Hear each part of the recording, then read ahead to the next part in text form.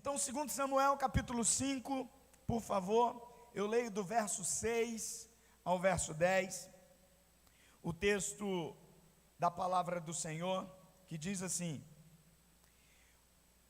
o rei Davi e seus soldados marcharam para Jerusalém para atacar os jebuseus que viviam lá. E os jebuseus disseram a Davi: você não entrará aqui, até os cegos e os aleijados podem se defender de você. Eles achavam que Davi não conseguiria entrar, mas Davi conquistou a fortaleza de Sião, que veio a ser chamada cidade de Davi.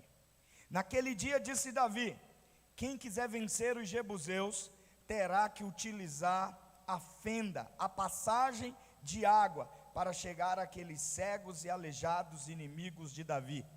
É por isso que dizem: os cegos e aleijados não entrarão no palácio. Davi passou a morar na fortaleza e chamou-a de cidade de Davi.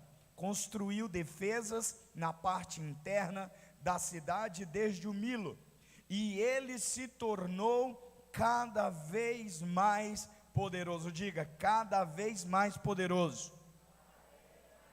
Diga de novo, cada vez mais poderoso.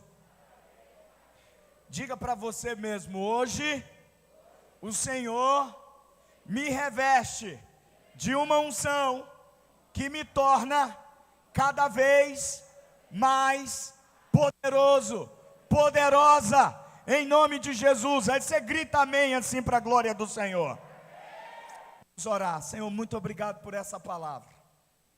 Trata conosco através dela. Usa como espada para ferir e curar, para edificar e para confrontar, para fazer aquilo que está no teu coração.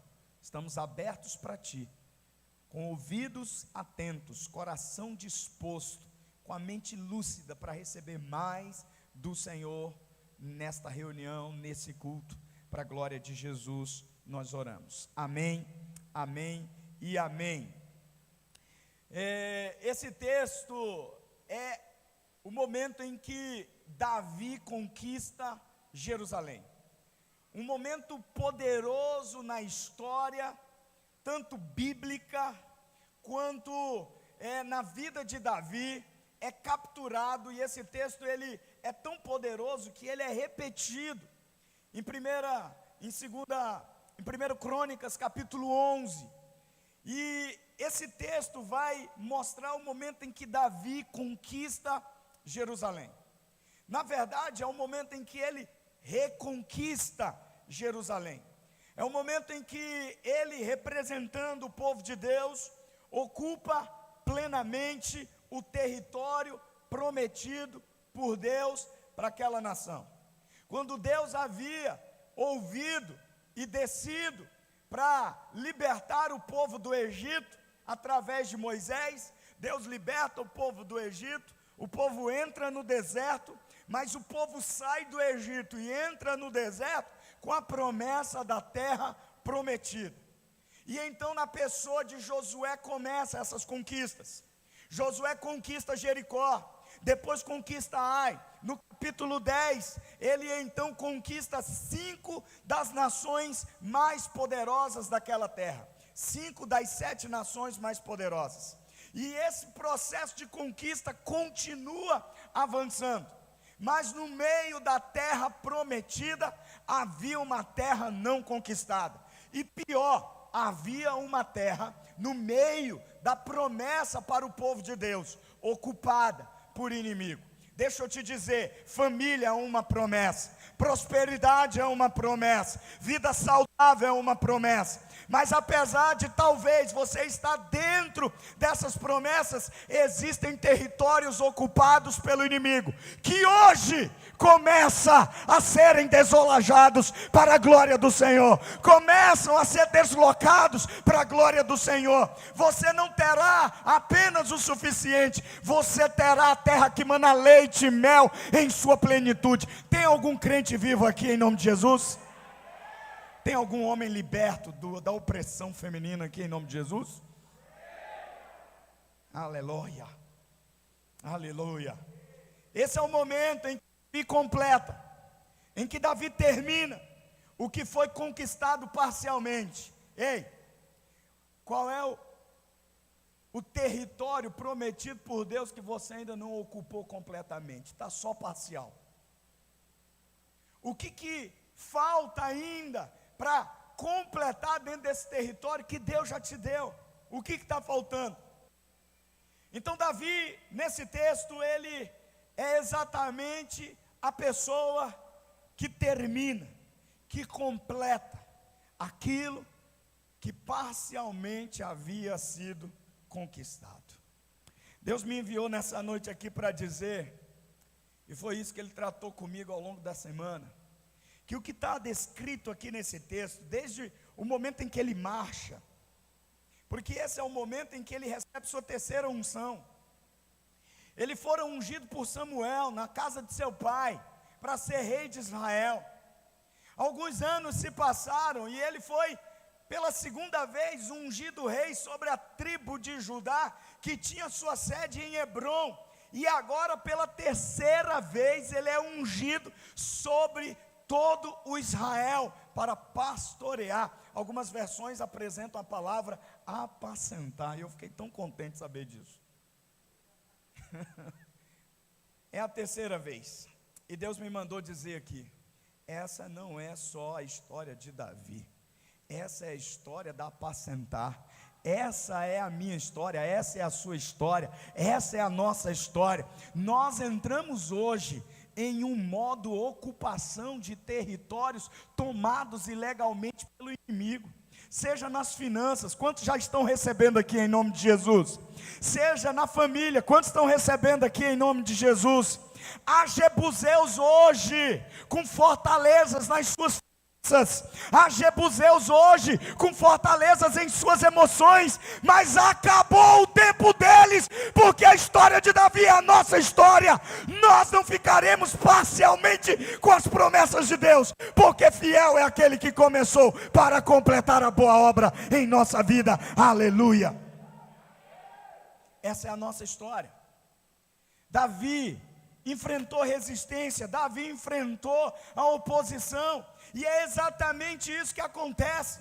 Todas as vezes que Deus está prestes a levar você para o próximo nível, você encontra maior resistência, você encontra maior oposição. Todas as vezes em que Deus te coloca no lugar onde você irá transicionar para um lugar mais elevado, novas batalhas aparecem, novos obstáculos para vencer, novos inimigos para encarar, novas fortalezas para conquistar. Hoje é noite de derrubar fortalezas na sua vida. Hoje é noite de derrubar as fortalezas pelas quais o inimigo estava operando na sua vida. Tem crente vivo aqui, irmão? Então nós precisamos saber que, assim como foi para Davi, será para nós.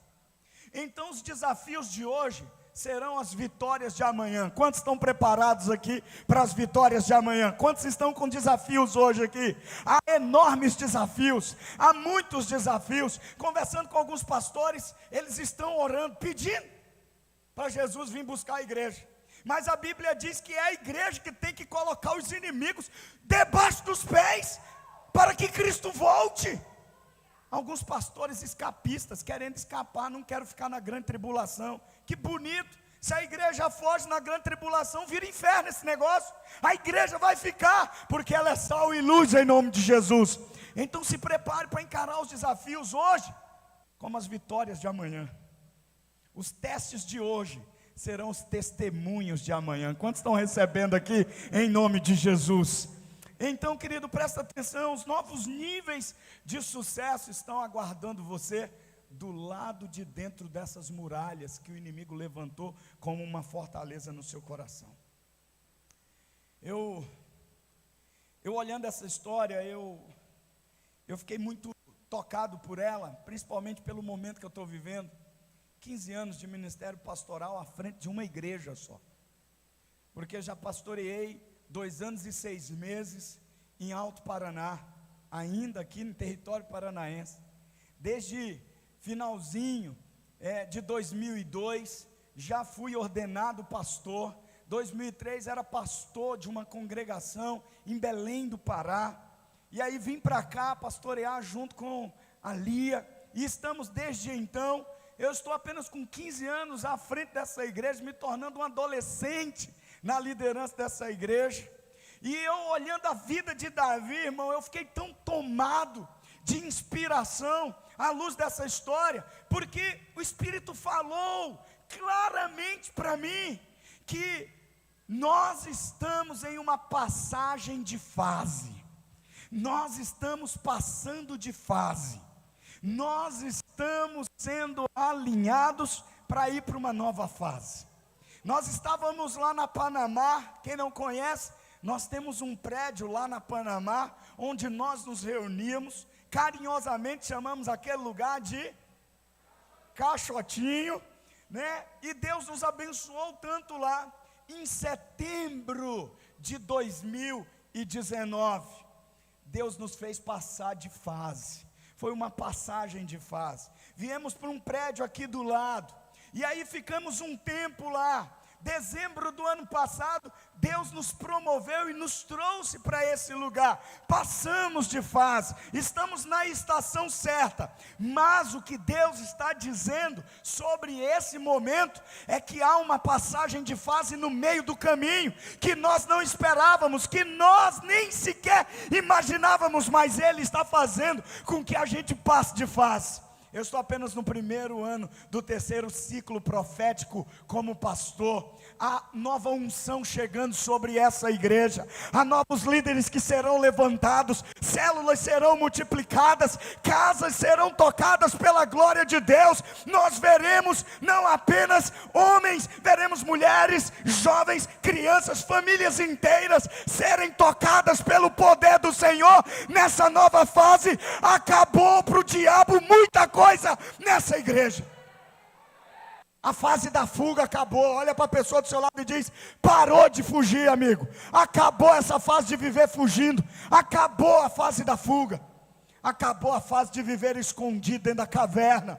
Acabou a fase de viver com medo do inimigo, porque chegou a hora da promessa se cumprir, chegou a hora de estabelecer uma nova posição, chegou a hora de governar, chegou a hora em que os recursos transbordarão. Se eu fosse você, eu estava dizendo amém agora mesmo. Então eu sinto em meu espírito que estamos passando de fase, pastora. O que isso significa, pastor? Que algumas coisas estão acabando hoje. Levante sua mão que eu quero profetizar sobre sua vida. A doença está acabando hoje na vida de pessoas em nome de Jesus. O histórico de enfermidade na família, meu tataravô, meu avô, meu pai, minha mãe, adoeceram e eu estou doente. Acabou esse tempo de doença na sua vida em nome de Jesus.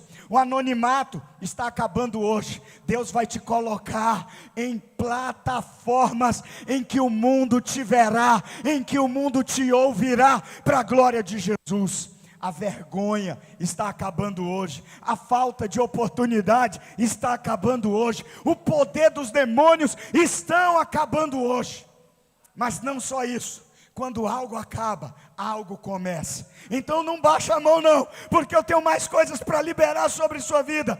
Eu sinto em meu coração, eu sinto em meu espírito que há pessoas aqui entrando na sua melhor condição física, levantam animadas, anoitecem motivadas, passam um dia focadas no que Deus tem para elas. Eu sinto em meu espírito que pessoas estão sendo colocadas em posições estratégicas. Sarandi, Maringá, Paysandu, Astorga, região metropolitana. Pessoas estarão nos bancos, nos hospitais, nos parques, estarão em todos os lugares com a influência celestial. Eu sinto em meu espírito que pessoas estão sendo empoderadas, estão sendo ativadas para o seu ministério. Deus está levantando pastores, Deus está levantando evangelistas, Deus está levantando mestres, Deus está instituindo um apostolado sobre nós. Nos próximos dias, nós estamos entrando num tempo do sobrenatural de Deus.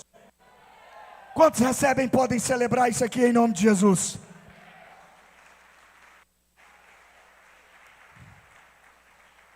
Eu sinto que isso está acontecendo já. Não se surpreenda se, de repente, algumas coisas muito fora do normal, para alegria, para uma boa surpresa começarem a acontecer com você. Estamos em uma passagem de fase. Assim como Davi estava numa passagem de fase. Havia acabado na vida dele o tempo de perseguição que Saul estava impetrando sobre a vida dele. Havia acabado o tempo dele viver escondido dentro das cavernas. Havia acabado o tempo em que ele fugia pelos desertos. Havia acabado o tempo da caverna de Adulão. Havia chegado o tempo do governo, do trono, não apenas da unção, mas da coroa, não apenas da promessa, mas da realidade cumprida sobre a vida dele. Havia chegado o tempo que, como rei, ele governaria a partir de Jerusalém, para a glória de Jesus. Então, assim como foi passagem de fase para ele, eu acredito e creio isso de todo o meu coração, que nós estamos em uma passagem de fase. Seu casamento vai ser melhor. Você vai ter dinheiro sobrando.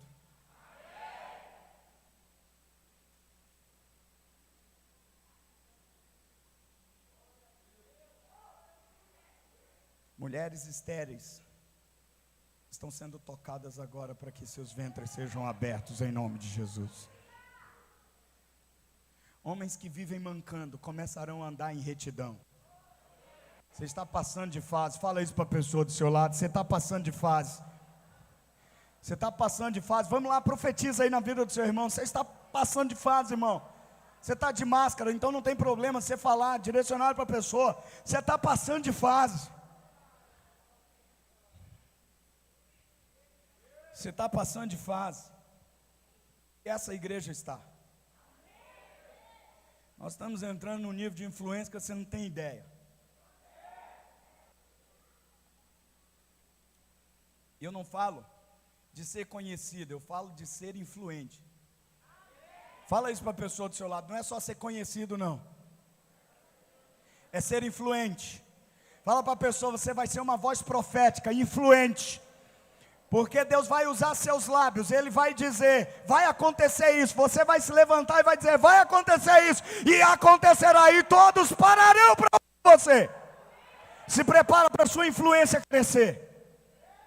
Você acha que é só espiritual? Não. Se prepare para a sua influência comercial crescer. Quantos estão recebendo essa palavra aqui em nome de Jesus? Então estamos em uma passagem de fase. E esta vitória de Davi nesse texto é sem dúvida a sua maior conquista. Conquistar Jerusalém foi a maior conquista de Davi. Davi é realmente uma figura que extrapola todos os referenciais. Ele é tanto para mais quanto para menos. Ele é intenso em tudo, irmão, até no pecar. O cara, quando pecou, mas pecou feio, e feio mesmo. Adulterou, mandou matar o marido da mulher, escondeu isso, fez um escarcéu. Mas quando ele estava com a harpa na mão, o Senhor tinha liberado sobre ele uma unção tão poderosa que era capaz de aquietar demônio e até endemoniado. Ele era intenso em tudo. Ele é esse modelo de um homem segundo o coração de Deus. Ele é o menino de Belém, o estadista de Israel, o poeta, o guerreiro, o músico, o rei, o pastor, um adorador por excelência. Isso é tão intenso na Bíblia, que a história de Davi é contada em 62 capítulos da Bíblia. A Bíblia tem 1189 capítulos. 62 exclusivos falam sobre a vida e a e as realizações de Davi. Ele é a figura veterotestamentária mais citada no Novo Testamento. Ele é mais citado que Elias, ele é mais citado que Moisés, ele é mais citado que Abraão. Ele é citado no Novo Testamento 59 vezes. Ao longo de toda a Bíblia, ele é citado 900 vezes, para ver a relevância e a importância de Davi.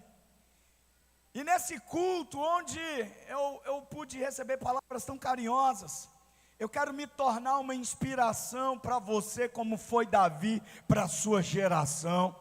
Eu quero ser para você, nessa igreja e nas igrejas que nós plantaremos ao redor do mundo, nas nações. Eu quero ser o que Davi foi para Israel, uma luz que não se apaga, um homem que cumpriu seu propósito na sua geração. Eu quero ser o encorajador de homens que vão se levantar e vão dizer não para o pecado, e vão dizer sim para Deus, e vão viver intensamente o cumprimento do propósito que Deus tem para eles. Eu quero ser fonte de aconselhamento para mulheres, para jovens, adolescentes. Quero encorajar. Quero que você olhe para mim e diga: é possível, porque se ele pode fazer com um paraense, ele pode fazer com qualquer um. Ele pode fazer com qualquer um. Davi é para mim uma grande inspiração. E nesse texto, ele conquista Jerusalém, sua principal conquista. E tão grande quanto o conquistador é aquilo que foi conquistado. Jerusalém, ela é tão relevante a partir desse momento, que ela é citada no penúltimo capítulo da Bíblia. A cidade de Deus que desce do céu é chamada de Nova Jerusalém. Jerusalém, ela tem tanta relevância porque ela é a cidade de Deus, a figura do reino de Deus, a morada do Altíssimo. É a cidade que Deus escolheu. Alguns geólogos e geógrafos dizem que Jerusalém está exatamente no centro do mundo. A volta a partir de Jerusalém, seja para a direita ou para a esquerda, a medida é igual. É no Monte das Oliveiras, pastor Frank Oliveira, que a Bíblia diz que Jesus retornará. Se você olha qualquer imagem da cidade de Jerusalém, você vai ver que ela está no alto de uma colina. Essa colina, ela está perto do Monte Moriá, onde Abraão sacrificou. Ela está do lado do Monte Sião, chamado Cidade de Davi. Ela está do lado do Monte das Oliveiras, para onde Jesus vai voltar, de onde todo olho verá e toda língua confessará. Jerusalém, ela carrega um sentido geográfico terreno, mas um sentido celestial de glorificação.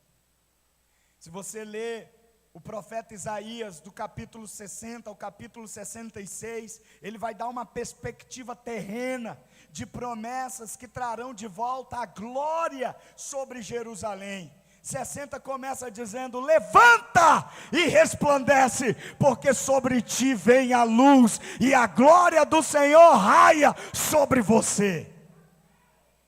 Mas Apocalipse 21 e 22 dão uma perspectiva celestial de uma nova Jerusalém. Jerusalém, ela é citada na Bíblia 814 vezes. Por que eu estou te dando essa informação? Porque se juntar a quantidade de vezes que Davi é citado e a quantidade de vezes que Jerusalém é citado, passa o número de capítulos da Bíblia. É como se todos os capítulos da Bíblia fossem insuficientes para falarem e contarem a história do momento que foi muito importante para a vida do povo de Israel. Estamos em uma campanha que chamamos de Casas de Paz. Jerusalém significa fundamentos da paz. Fundamentos da paz, cidade da paz. E eu vim te dizer nessa noite: você vai conquistar a sua Jerusalém, você vai conquistar a paz, em nome de Jesus, amém ou não?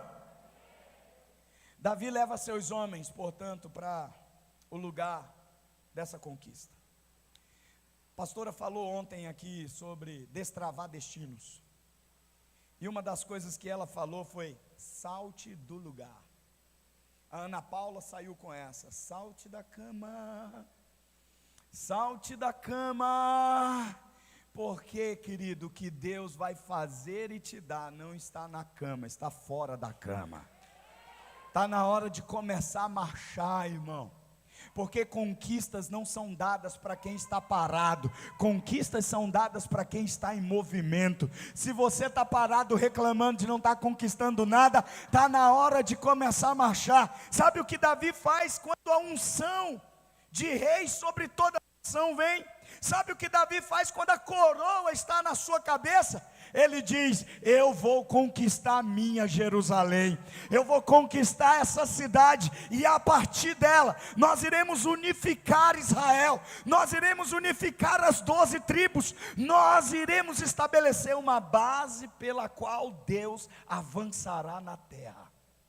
Quando eu digo que você vai conquistar a sua Jerusalém, eu estou dizendo que você vai conquistar um lugar, que a partir dele, Deus vai te dar coisas extraordinárias. Mas não só te dar coisas, Deus expandirá o governo dele, Deus expandirá a glória dele, Deus expandirá a unção dele que está sobre a sua vida. Quantos estão preparados para esse tempo em nome de Jesus? Só que a Jerusalém, amigo, era dominada por um povo chamado Jebuseu. Sob o governo desse povo, aquilo que conhecemos como Jerusalém era chamado de Jebus. Jebuseu significa povo da pisada forte, povo que pisa firme, povo que manca. Eram guerreiros.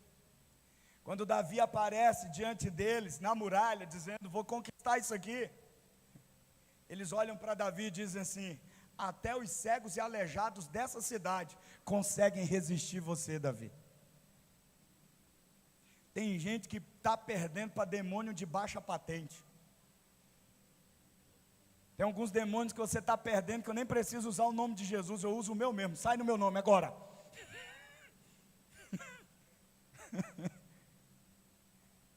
Davi está lá com seus guerreiros, diante desse povo zombador, diante desse povo que pisa firme, que pisa forte. Só que Davi, irmão, está programado para entrar em modo ocupação. Nada o detém, nada o para, nem a zombaria do inimigo, nem a altura das muralhas, nem tampouco a impossibilidade de invadir aquela cidade. A minha pergunta é: quanto você está comprometido com aquilo que Deus prometeu? Comprometido com o que Deus prometeu. Quanto? Pastor, eu estou vivendo um tempo muito difícil. Eu estou vivendo a fase em que eu olho as muralhas. Eu estou vivendo a fase em que eu acredito na zombaria do inimigo, que ele diz: nunca vai conseguir. Nunca. Nunca.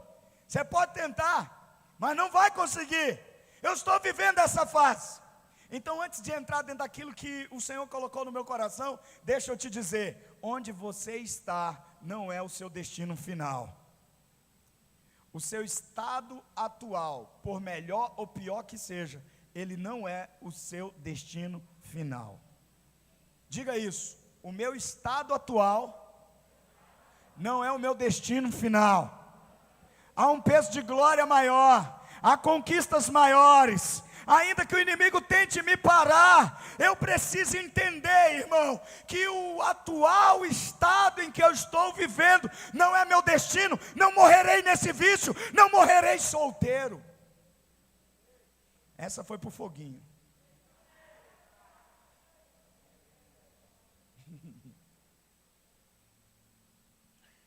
Não morrerei pobre, não morrerei endividado, não viverei dessa maneira, não ficarei assim, não terei esse problema o tempo todo na minha vida, porque o meu estado atual não é o meu destino final. Tem gente viva aqui me entendendo, irmão?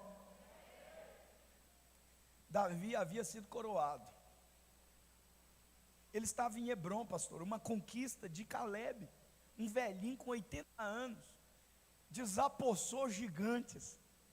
Ele poderia ter ficado acomodado em Hebrom, alguns quilômetros abaixo da geografia israelita, daquilo que se tornaria a capital da nação. Ele estava já no seu trono, já tinha coroa na cabeça, ele estava já despachando a partir de Hebrom, uma conquista do seu antepassado. Mas quando eu digo que o seu estado atual não é o seu destino final, a conquista daqueles que vieram antes de nós será o piso para nós conquistarmos coisas maiores. O que o seu pai conquistou será o piso para você conquistar coisas maiores. Você vai mais longe, diga isso para a pessoa do seu lado, você vai mais longe, irmão. Deus havia dito a Davi que ele estava sendo ungido para governar toda a nação. A partir de Hebrom, ele ficava mais ao norte do que ao sul de Israel. Na verdade, mais ao sul do que ao norte. Jerusalém ficava exatamente no centro, onde poderia unificar a economia, a fé e todas as tribos de Israel. Ele poderia dizer: puxa, Deus já me abençoou tanto, Deus já derramou tanto na minha vida, Deus já fez tanto na minha história, para que eu vou incomodar esses caras? Sabe por quê? Porque eles ainda estão sentados em algo que por promessa é nosso.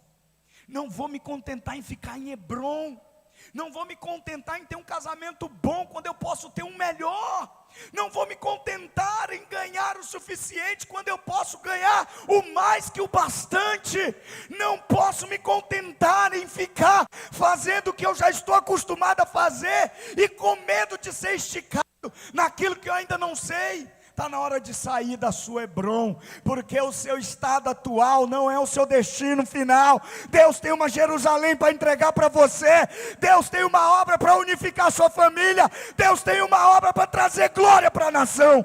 Então sai de Hebrom, sai dessa vida que você já conquistou, amigo, que Deus já te ungiu para isso. Está na hora de ir para a sua Jerusalém, está na hora de conquistar os fundamentos da paz. Nada quebrado, nada faltando, nada fora do lugar. Deus quer um lugar mais elevado, sempre, sempre, sempre. Poderia ficar contente no caixotinho, né, pastora? Qualquer um que chegasse lá, amigo, viria: Deus está fazendo algo aqui. Teve culto, sabe? Do visitante chegar e dizer: não tem onde estacionar, não tem onde sentar, vou embora. Lembra? Teve culto que eu tinha que pisar na cabeça dos jovens que ficavam lá sentados na frente. Prédio próprio, não precisávamos pagar aluguel, mas estávamos em nosso Hebrom e Deus tinha uma Jerusalém. E viemos para a nossa Jerusalém ao custo de mais de 75% do orçamento comprometido só com o aluguel. E teve um culto que depois que a gente veio, eu já destinado a vender um rim, trocar uma perna, vender um dedo. Se não conseguisse pagar o aluguel, já estava com o discurso pronto, tipo: irmão, vamos voltar. Não deu, a gente até que tentou. Mas me lembro que numa das primeiras reuniões que tivemos, o tesoureiro nunca tinha recebido tanto dinheiro como ele recebeu naquele culto. E ele me veio com os olhos desse tamanho: pastor, entrou isso. E eu falei: é só o começo.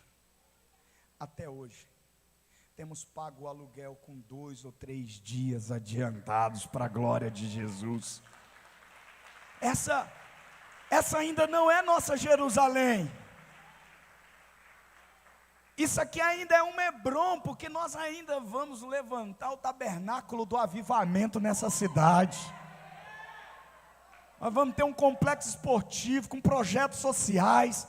Nós vamos abrir uma cafeteria nessa cidade que vai concorrer com as melhores cafeterias dessa cidade para abençoar as obras de missões. Nós vamos abrir um mercado social onde as pessoas poderão comprar sem dinheiro, como Isaías diz: vinde vós que não tendes dinheiro e comprai de graça.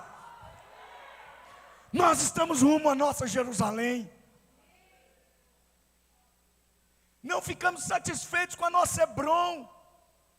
Ontem, irmão, dia dos namorados, sentei com a minha namorada e fomos esticados para um novo tempo de love. Esse negócio de mesmice, de se contentar com a sua Hebrom, isso é para Caleb, porque para Davi, Deus tem Jerusalém. Quantos estão aqui já com fome da sua nova Jerusalém? Quantos conseguem visualizar sua Jerusalém nas suas finanças? Ei, Deus vai fazer você ganhar 10 vezes mais do que você ganha, irmão. Deus vai fazer você saltar no seu trabalho, na sua fonte de renda. Vejo que tem gente aqui que não está tão pentecostal hoje. Não está crendo. O azar é seu, vá viver com Jebuseus, eu vou viver com o Senhor na minha Jerusalém.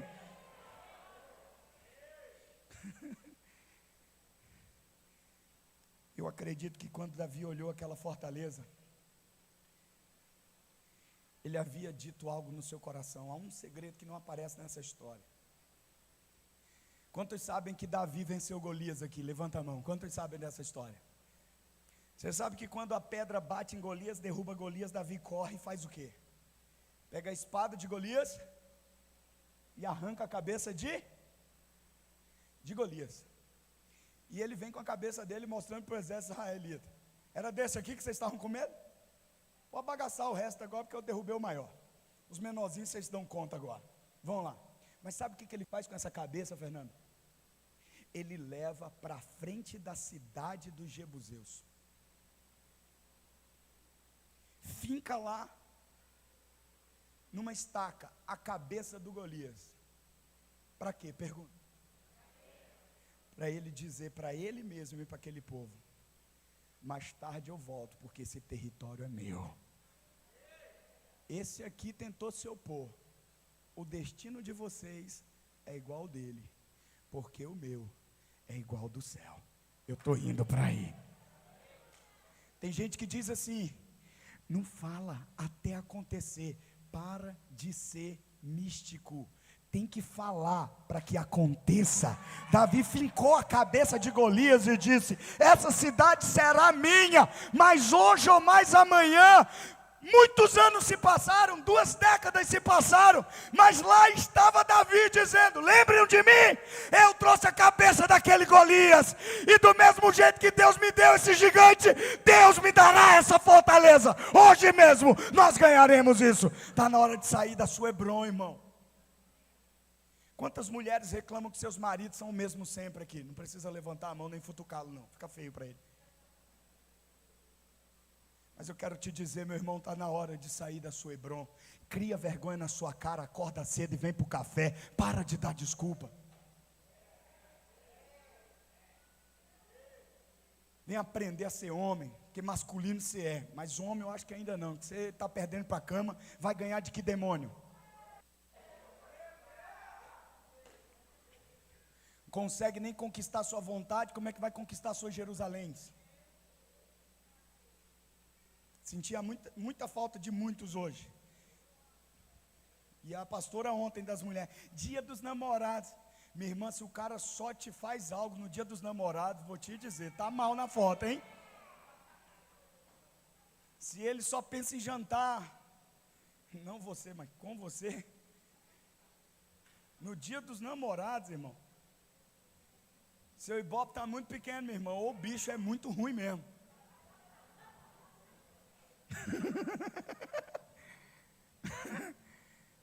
Eu não preciso de dia especial para levar minha esposa para jantar, não. Eu não preciso de dia especial para dar presente para ela, não. Ela já é uma princesa na minha vida, eu sou muito grato a Deus, porque quem encontra uma mulher encontra um tesouro.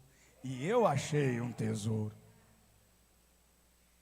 Mas deixa eu voltar para cá, não era isso que eu queria falar.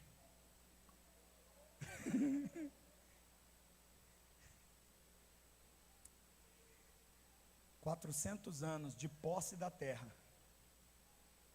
e o inimigo continuava lá. Alguém diz assim para mim: pastor, por que fulano que entregou a vida para Jesus ainda volta para pecar?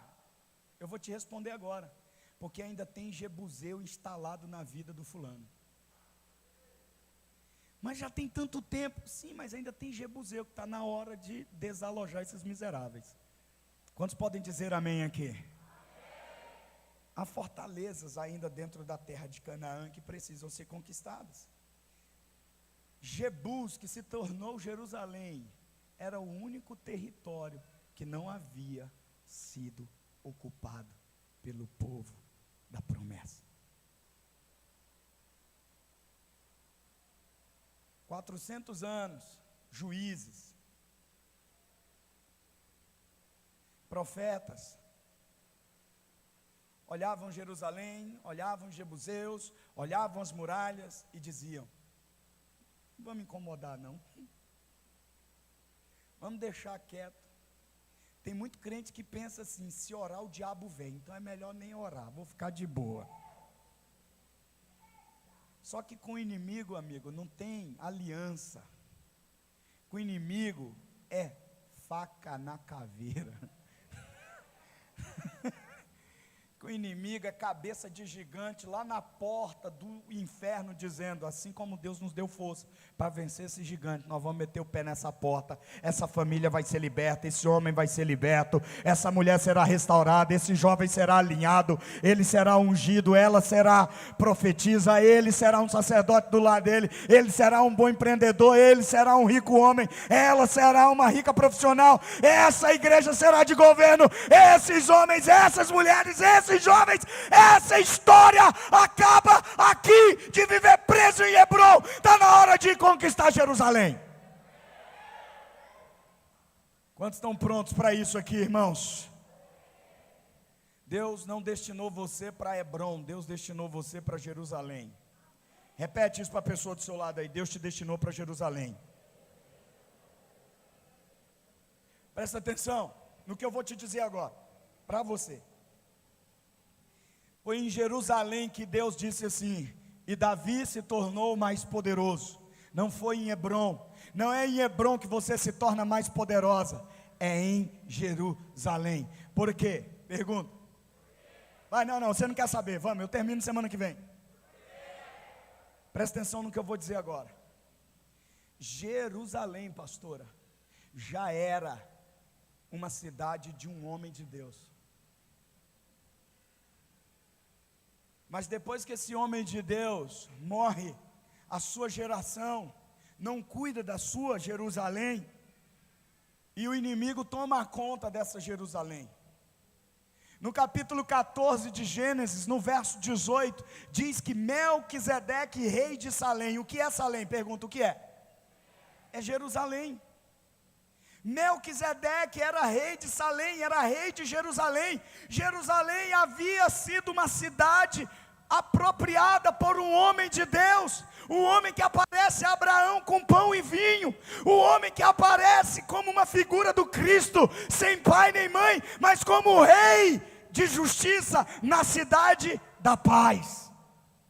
Mas de algum jeito, viu, Juliano, o inimigo se infiltrou e conquistou aquilo que era do povo de Deus. E muitos séculos se passaram, até que Deus encontrou um homem, cujo coração estava disposto a conquistar aquilo que era do Senhor. Há homens aqui com esse coração? Há mulheres aqui com esse coração? Você que está aí na internet, você tem esse coração. Deus pode ver você, porque quando Deus encontra essa pessoa, Ele estabelece esse lugar. Então vamos conquistar Jerusalém, Davi disse. Vai ser a fortaleza de Davi, não dos jebuseus. E a partir de Jerusalém o reino cresce. A partir de Jerusalém Davi prospera. A partir de Jerusalém Davi se fortalece. A partir de Jerusalém é estabelecida uma base do céu na terra. A partir de Jerusalém, porque o outro ato de Davi como rei é trazer a arca. O outro ato é construir um templo. Ele não constrói, mas ele estabelece os fundamentos para que seu filho Salomão faça.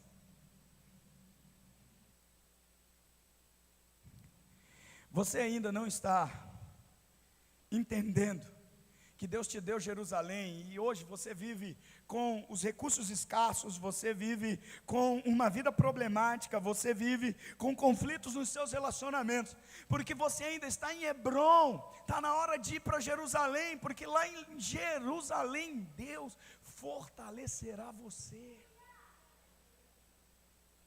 Os homens devem lembrar disso numa vigília.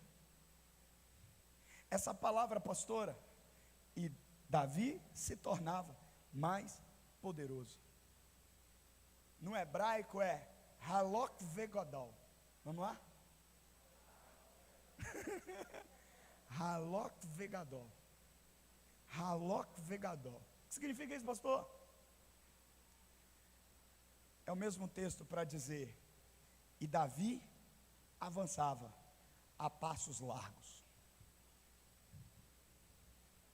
Quantos estão preparados, não apenas para ir marcando o passo, mas para dar passos largos em um crescimento acelerado?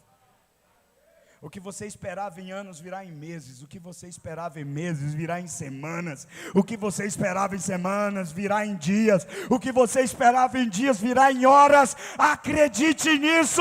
Halok Vegadol. A partir de Jerusalém nós damos passos largos rumo ao crescimento. Agora eu preciso te dizer o que significa jebuseu. Se Halok Vegadol significa dar passos largos, e eu estou agora a partir de Jerusalém, os jebuseus são aqueles que pisam nas minhas pegadas para atrapalhar o meu avanço.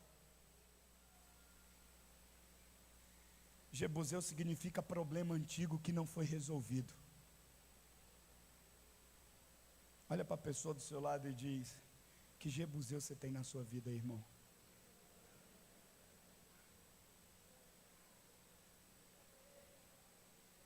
Que jebuseu você tem na sua vida que você vai resolver esse negócio hoje?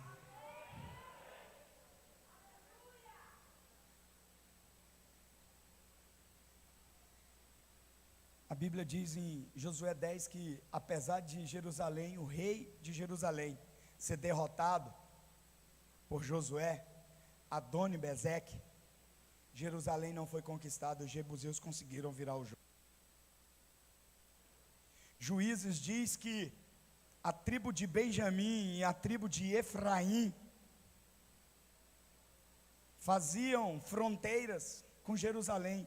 Nem a tribo de Benjamim, nem a tribo de Efraim haviam conquistado Jerusalém. Os jebuseus continuavam governando. O povo da pegada gigante.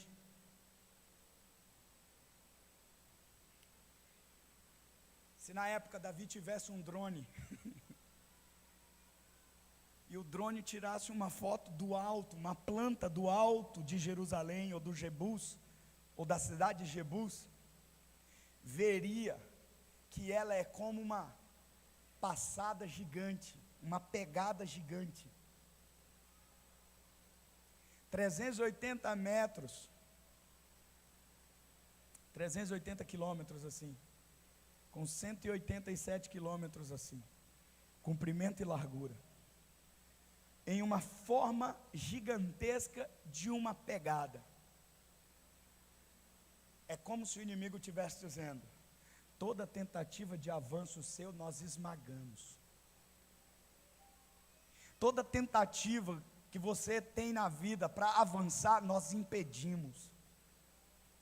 Porque se você acha que pode, Halok Vegadol, dar uma passada larga, nós temos uma pisada larga.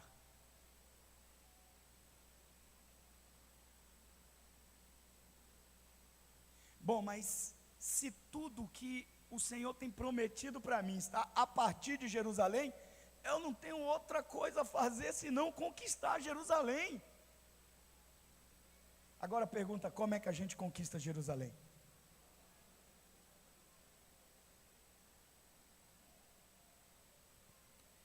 Davi olha aquela cidade murada, impenetrável. O inimigo diz, você não pode, você não vai entrar. Como é que a gente lida com isso, irmão?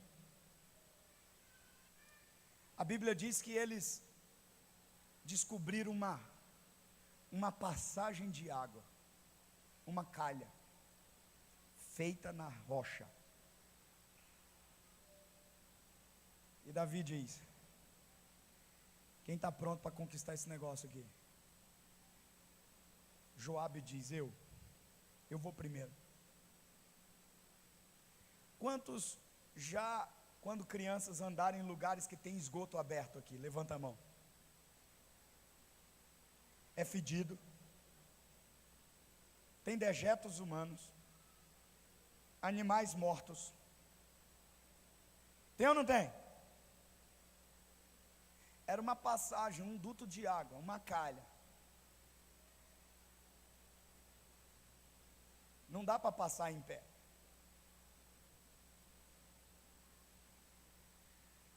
Você tem que ir primeiro se ajoelhar, se curvar e pôr a boca na lama.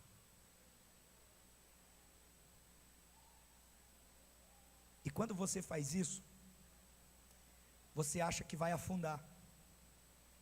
Mas se você persevera nisso, se você não desiste disso, de ficar nessa posição quando o inimigo diz, não adianta, seu casamento acabou, não adianta, é isso que você é, um derrotado, não adianta orar, você não vai ficar curado, não adianta insistir, essas pessoas serão sempre do mesmo jeito. Mas se você, ao invés de dar ouvidos para o inimigo, encontrar a fenda da rocha e pôr a boca na humilhação diante daquele que te chamou para conquistar, quando você pensa que está indo para o fundo da lama, de repente você vê a luz brilhar. E sabe de onde você sai? Você sai no alto da colina. Porque tem gente que diz assim, eu vou dar a volta por cima e todos vão ver que eu vou chegar em pé. Não, só tem um jeito de chegar nessa conquista, é de joelho. É de joelho. Ah, que todos vão ver do jeito que eu vou chegar. Não, irmão, você vai chegar fedido.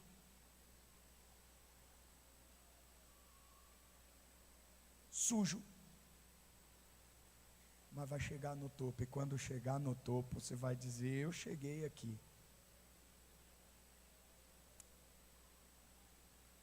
E porque eu cheguei aqui, eu sei como eu cheguei aqui. Por isso, não há orgulho no meu coração, porque eu sei por onde eu tive que rastejar. Pelo duto de lama, de dejeto humano, que eu tive que passar. E diferente do inimigo aqui zombando de mim, eu estabelecerei um lugar de paz para a glória do Senhor. Sabe, irmãos, não tem segredo não. Não tem segredo para conquistar sua Jerusalém. Sabe quando deixamos de conquistar nossa Jerusalém? Quando a gente diz assim, ficar de joelho não vai resolver nada.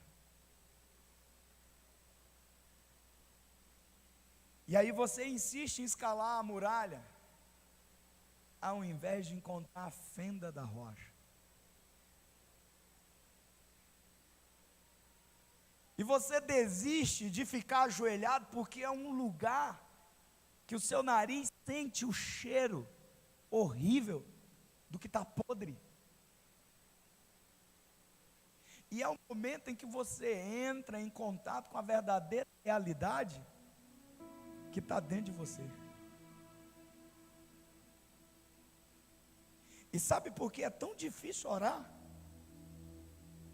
E é a coisa mais fácil que está na boca de todo mundo, que ninguém pode te impedir de orar, porque você pode orar de olho aberto, você pode orar de olho fechado, você pode orar em pé, você pode orar andando dentro do ônibus, você pode orar andando dentro do avião, você pode orar andando dentro do carro, desde que esteja com os olhos abertos. Você pode orar de qualquer maneira, ninguém pode te impedir. Mas tem gente que ainda não conseguiu conquistar a sua Jerusalém, porque quando abaixa diz, esse vício, não dá, não vou orar não, para. E aí o casamento está ruim, não, esse casamento está muito fedido, não dá. Aí esse problema financeiro aqui, não dá, é preferível jogar na Mega Sena, igual o Bruninho.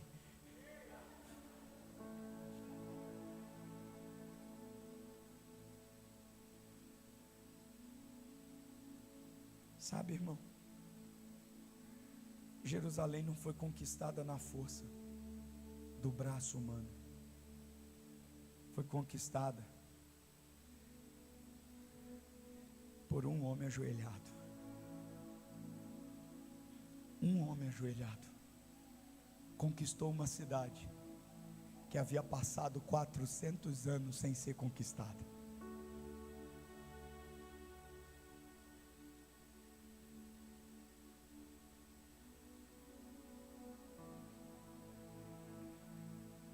Nossa passagem de fase, irmão, está aqui, ó.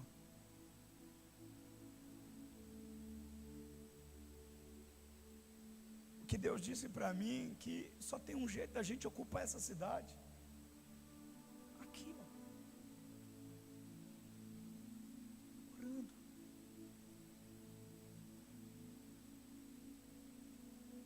Precisamos fazer o que nós podemos fazer. Mas o Senhor me diz que há maridos que não oram mais por seu casamento, por isso está morrendo. Há mães que não estão mais orando por seus filhos, por isso estão vendo eles se desviarem.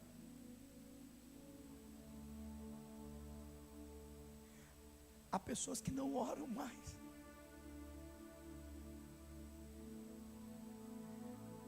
Porque é fedido, porque é dolorido, porque eu tenho que me humilhar o tempo todo.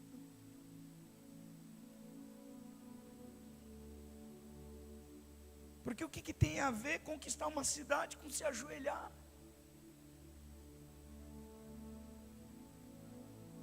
Eu quero ler 2 textos com você. O primeiro está em Êxodo 33.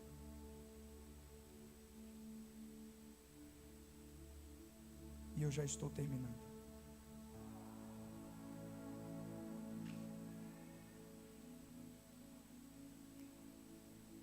Êxodo 33, verso 19.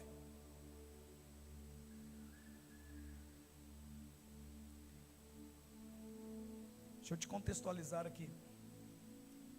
Verso 18. Moisés diz assim: peço-te que me mostres a tua glória. E verso 19. Resposta de Deus. E Deus respondeu: diante de você farei passar toda a minha bondade, e diante de você proclamarei o meu nome, o Senhor. Terei misericórdia de quem eu quiser ter misericórdia, e terei compaixão de quem eu quiser ter compaixão. E acrescentou: você não poderá ver minha face, porque ninguém poderá ver-me e continuar vivo. E prosseguiu o Senhor: há um lugar perto de mim, onde você ficará. em cima da rocha. Quando a minha glória passar, eu o colocarei na fenda.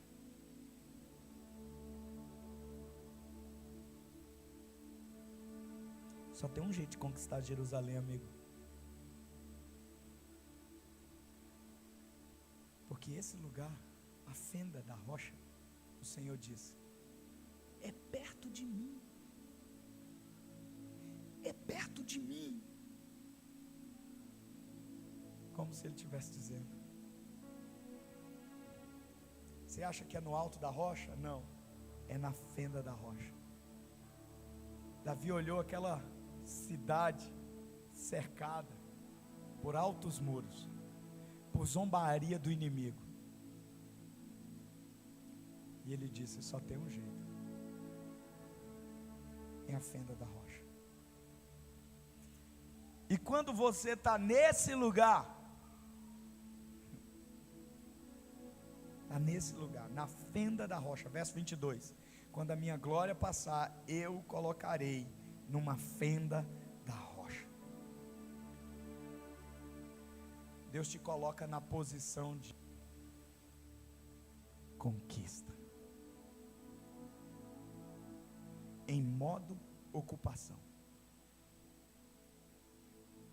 E eu quero que você vá comigo lá para Efésios, capítulo 1. Efésios capítulo 1. Que lugar é esse, pastor? Verso 20.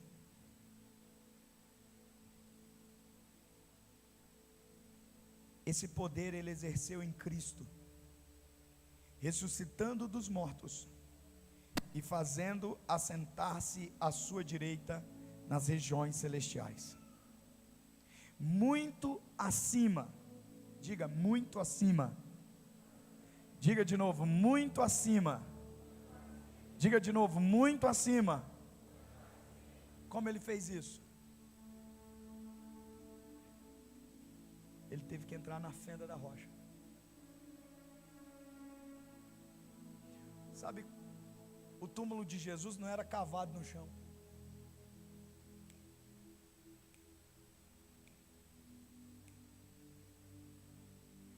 Era uma rocha fendida.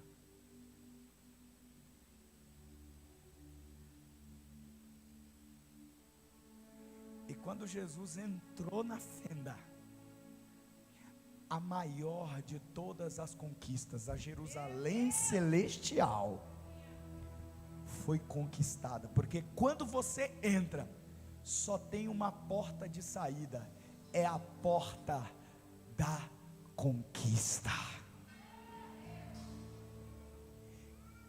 Quando a pedra foi girada, a fenda estava vazia. E Jesus estava onde agora? Verso 20. Esse poder ele exerceu em Cristo, ressuscitando dos mortos e fazendo assentar-se à direita de Deus, nas regiões celestiais. Verso 21. Muito acima de todo governo e autoridade, poder e domínio, e de todo nome que se possa mencionar, não apenas nesta era, mas também na que há de vir. E Deus colocou todas as coisas debaixo dos seus pés, e o designou cabeça de todas as coisas para a igreja. Fique em pé, e eu quero te dar a última revelação.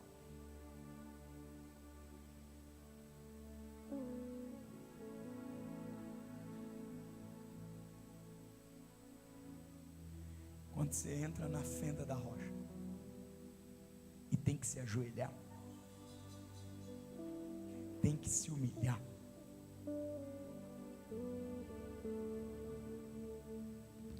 você pensa que vai sair do outro lado, lá embaixo.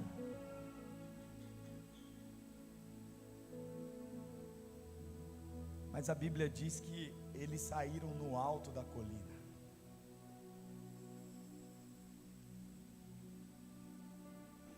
Pastor, tenho tentado avançar, mas o povo da pisada forte atrapalha o negócio. Há demônios se opondo, resistindo ao meu crescimento. Mas quando você entra na fenda da rocha, aquele que tem o maior pé de todos, pisa no pé que estava te esmagando, pisa sobre aquele que estava se opondo a você. Quando você entra na fenda da rocha, você está preparado para essa revelação? O pé de Deus, maior do que o pé do inimigo, esmaga o inimigo, e você conquista aquilo pelo que entrou na fenda da rocha. Não tem segredo, não é complicado, é simples. E por ser tão simples, Davi não atirou uma flecha, Davi não explodiu uma dinamite. Há estudiosos que dizem que talvez Davi nem matou ninguém. Os jebuseus continuaram lá, só que agora não eram mais proprietários daquele lugar, porque Davi havia estabelecido o trono de Davi e havia edificado a cidade de Deus.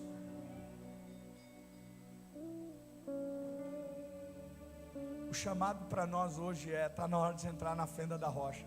É fedido o lugar. Para Jesus foi um lugar de morte, mas é o lugar onde muita coisa tem que morrer mesmo. Mas quando a gente se levanta e a gente percebe, a gente não foi para baixo, a gente foi elevado, porque aquele pé que estava atrapalhando o nosso crescimento foi esmagado por aquele pé que promoveu nosso impulsionamento. Eu quero chamar pais aqui que vão voltar a orar por seus filhos. Pastor, mas eu tenho orado. Não tem não, você tem murmurado diante de Deus, cheio de medo. Você não está orando em fé, você não está entrando na fenda, você está com medo. Eu quero que pais venham aqui para a gente orar junto, para dizer para Deus: eu vou entrar de novo na fenda da rocha pelos meus filhos.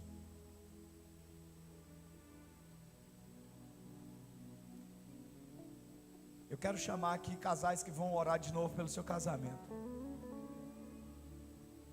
Eu quero chamar aqui empregados que vão orar pelas suas finanças.